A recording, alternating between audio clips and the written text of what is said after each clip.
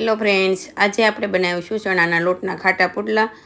તેના માટે 1 કપ ચણાના લોટને આ રીતે સાળી હવે તેમાં 2 સ્પૂન રવો અથવા સૂજી, 1/2 સ્પૂન ધાણા જીરું, 1 પિંચ હિંગ, 1/2 સ્પૂન લાલ મરચું, 1/2 સ્પૂન હળદર પાવડર સાથે 1/2 સ્પૂન મરી પાવડર, થોડા અજમા આ રીતે મસાલા એડ કરીશું।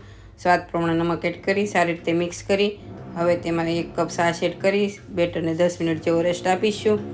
હવે તેમાં લીલું લસણ, લીલા કાંદા, ધાણા, આદુ મરચાં લસણની પેસ્ટ એડ કરી બધું સારી રીતે મિક્સ કરી હવે તેમાં થોડું થોડું પાણી એડ કરી પતલું એવું બેટર બનાવીશું। આપણે ઢોસાનું બનાવ્યું તેવું બેટર બનાવવાનું। હવે પેન ગરમ થાય એટલે તેમાં 1/2 સ્પૂન તેલ એડ કરી તેમાં આ રીતે બેટરને પાથરીશું। હવે થોડું તેલ એડ કરી 2 મિનિટ જેવું રહેવા દઈ તેની સાઈડ પલટાવીશું। ફરી થોડી વાર રહેવા દઈ તો તૈયાર છે ખૂબ જ હેલ્ધી અને ટેસ્ટી એવા પુડલા।